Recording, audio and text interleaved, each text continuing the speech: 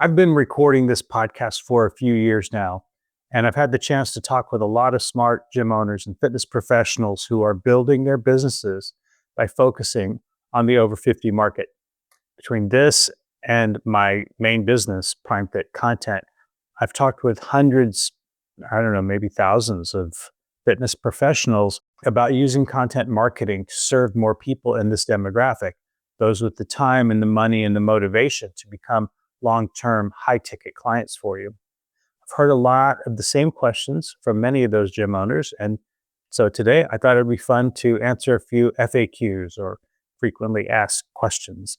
And who knows, maybe if this goes well, I'll do another installment later. So send in your questions if you have any. Question number one: do I really need a blog on my website? Nobody reads blogs anymore, right? Yes, you do need a blog. And no, blogs are not dead, especially not for the over 50 crowd.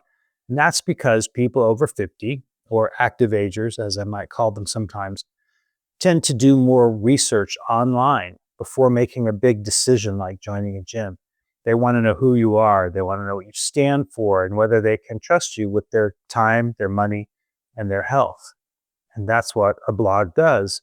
It shows your values and your personality, gives you a voice. It lets prospects get to know you before they walk through the door. It builds trust, which is the foundation of conversions.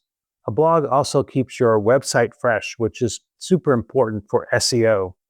Google rewards websites that are regularly updated with helpful human written content. I don't know how they can tell if it's good content, but they can. Posting junk every once in a while sends all the wrong signals to the algorithms and to your prospects. Now, I also get asked a lot if I stuff my content with lots of keywords for your blog posts. And the answer is simple: no, I do not believe keyword stuffing is effective or necessary for small local businesses. Google's a lot smarter than that. They're looking for good stuff, not just for keywords. I also get asked by some gym owners if there's a reason to not use my content because another gym owner I provided to will use it as well, and that could hurt their SEO somehow. And that's really not a concern, again, with a small local business. You know, if you're, say, in Colorado Springs, you're not competing with gyms in Austin, Texas, or even Denver, because you're competing with gyms in your zip code. Now, another thing about blog posts is I've actually had clients tell me that they get positive feedback about their blog posts from prospects and clients, that those blog posts helped the client, the prospect, feel like they were making the right decision in joining that gym. Okay, question two: what's the one thing I can do this week to improve my marketing? And that depends on what you're not doing. If you're not sending out 2 emails a week, start. If you're not posting just about every day on Facebook and Instagram, start. If you're not producing staff bios, member profiles, start there. Consistency is the name of the game. And with so many communications channels out there, you want to be focusing regularly on providing high quality, relevant content via emails, social media, and your blog. And you can and should do other things from time to time, like speaking at community events or collaborating with other businesses in your neighborhood. But day in and day out, those are the 3 legs of your bar stool, so to speak. Don't overthink what you're missing. Just pick the thing that you're really not doing and commit to trying it for 30 days. See how it goes. Conversely, if you're doing something that works, do more of it. Probably a good idea, right? When you're a Prime Fit Content subscriber, I send you 5 pieces every week that you can plug and play across your blog, your emails, your social media accounts, and you can add your own stuff to it about changes in your schedule or local events coming up, whatever you want. I also recommend that you mark time on your calendar every week to do your content marketing and plan your posts so that you're not scrambling all throughout the week to make time for it. Question number 3: do I need to be on TikTok? My answer is no, you do not need to bother with TikTok. That's because your audience, people over 50, is mostly on Facebook and some are on Instagram, especially those in their 50s as more people age into our demographic, but they're probably not spending a lot of time on TikTok. So I don't think you need to be doing that either, unless you have some special reason to. There's nothing inherently wrong with TikTok. It can just be a waste of time to try to learn every new social media channel that comes along. So you really want to focus your time and energy for the greatest ROI. So you want to stick to one or two communications platforms, learn to do them well enough, and that's it. You don't need to be on all of them. You don't need to have a podcast. You don't need to launch a YouTube channel all at once. If you're doing some of those things and you're having a good time with them and you're good at them and they're bringing good results, then that's great. But there's just no shame in focusing on what's going to bring you the returns that you would need. Number 4, how often should I email my list? Because I don't want to annoy people. This one comes up a lot, and I understand nobody wants to be a spammer. But here's the truth. Once a month is just not enough. That's basically the same as nothing. Once a week is not enough. Because I'll tell you something I learned very early in my career as a professional communicator to mass audiences. All those people out there, they're busy leading their own lives. They don't read everything that you send them. They don't remember everything that you send them.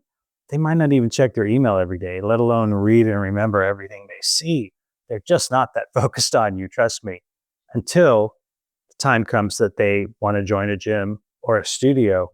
And by then it's too late. By then you should already be top of mind. They should already know that they like you and want to do business with you.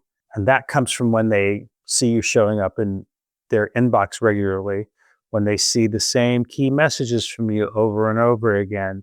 And a lot of those key messages about active aging, about staying fit later in life, those aren't common for a lot of people in this demographic.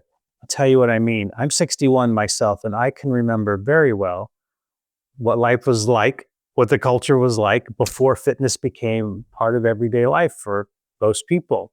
It wasn't like that in the 70s, kind of became that way in the early 80s. And so people my age and older, they might not know that they need to be working out regularly. They might not know that they need strength training later in life. You need to hit them with these messages consistently in a way that is relevant to them, to show them why it matters to their life, why it's not just about young boys wanting big muscles. Okay? And remember this, anyone who's on your email list signed up to be on your email list. They asked to hear from you, and they can unsubscribe at any time. The secret to avoiding spam is not to avoid sending email. The secret is to send better emails, send relevant content, and people will associate your business with value, not noise. Okay, question 5, the last one. How do I come up with ideas for content? I feel like I've said everything already. Well, look, everybody repeats themselves over and over, not because they're lazy or uncreative, but because it's good communications practice. You need to repeat these messages over and over to a lot of people, a lot of times over a long period of time. In fact, I wrote an article for my blog post years ago that I use frequently about how to methodically come up with ideas. The key thing to do, the first key thing, is to jot ideas down whenever you get them so that you have a list. And then you need to make a tickler file of recurring events and themes. Ask your clients what's on their mind, what do they want to know about. Follow the news, follow pop culture, tie your messaging to big events like the Super Bowl, holidays, local festivals. Curate a list of your favorite podcasts, links, resources, etc. I could go on and on, but the point is there's not a muse. This isn't art. This is business. So when you treat it like just another part of your business, it can shift your thinking in the way that is really critical. Okay, there's one bonus question. I said there were 5. I gave you 5. Now there's one bonus question. And here it is.